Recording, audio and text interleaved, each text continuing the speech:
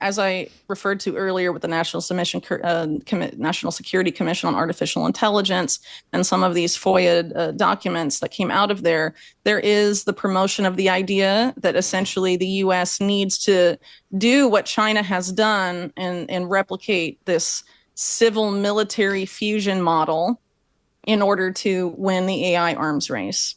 And sort of the argument inherent in that is that in order to beat China, we must become China even more than China is. And a lot of the justifications, around China as an adversary are related to how China is not as protective of civil liberties as the United States at least postures itself as being, for example, and a major difference in the value system between China and the United States.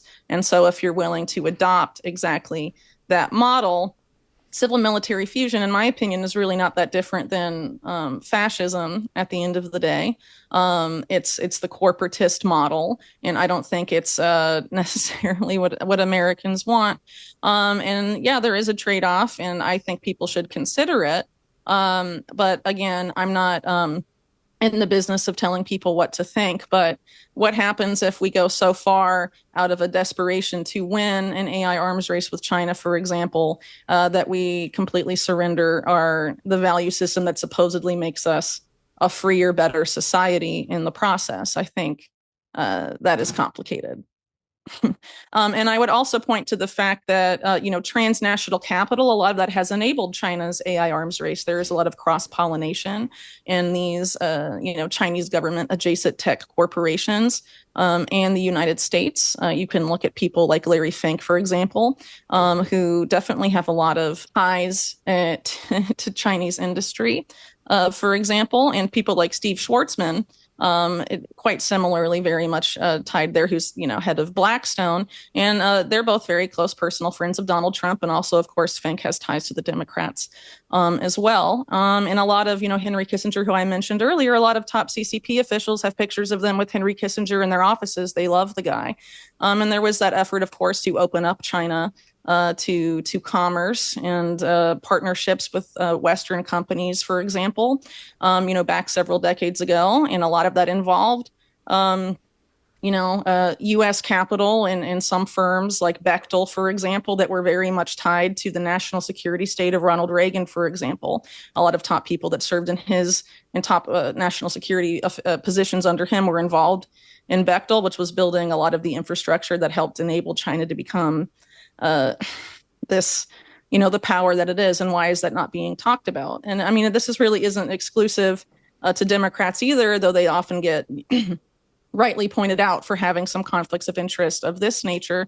But someone like Howard Lutnick, for example, who was head of the transition team for Trump and is his incoming Secretary of Commerce, has the same, his company he runs has the same tie, arguably a more direct tie, to a Chinese government majority-owned financial entity that was a big scandal for conservatives when Hunter Biden's Rosemont Seneca was also tied to it. But there's been no conservative uproar over this tie.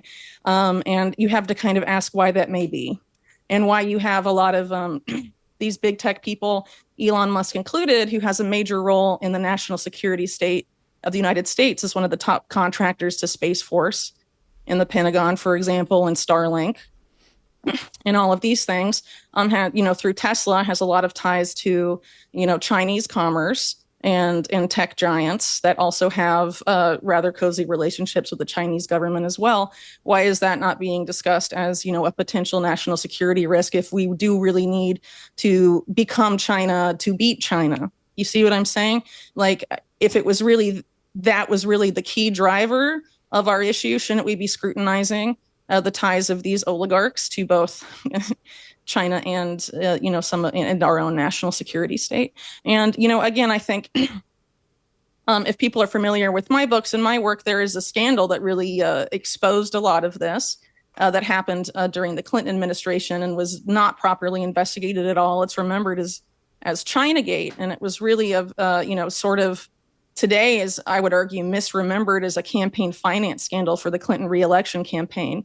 But what was what was the alleged bribery of the Clinton reelection campaign meant to accomplish. And if you look at what these, forces gained, what these figures gained by sort of, for all intents and purposes, bribing the Clinton reelection campaign, it was facilitating exports of sensitive national security technology to China.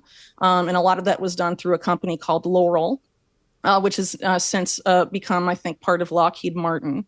And the guy that ran Laurel at the time, Bernard Schwartz, nothing ever happened to him at all, despite the fact that he helped pass very sensitive satellites and other military technology from the U.S., directly to the Chinese military. And nothing was done about it. And he was actually a major backer of Biden in 2020. Why was that not covered? Don't you think conservatives should be all over that story? And, again, this sort of makes me concerned because I think there's not enough talk about transnational capital in these types of situations. And there's a very urgent need to go back and re-examine a lot of the past scandals of our national security state.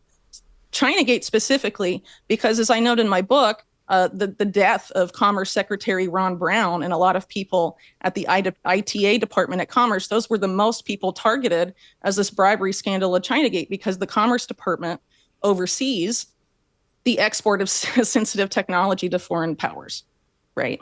And the fact that most of the employees that knew about that scandal were all essentially blown up in the same aircraft accident, and that Ron Brown had a bullet hole in his head when his body was discovered in the plane. Okay. Why has that not been? Well, it's true. You can look at the evidence, and it's absolutely there. And, why can't we examine this? And shouldn't it be disturbing that the incoming head of the Commerce Department has a direct tie to the Chinese government in the context of that type of scandal of Chinagate and targeting the Commerce Department specifically? Is that Howard Lutnick? Who are we talking about? Yes.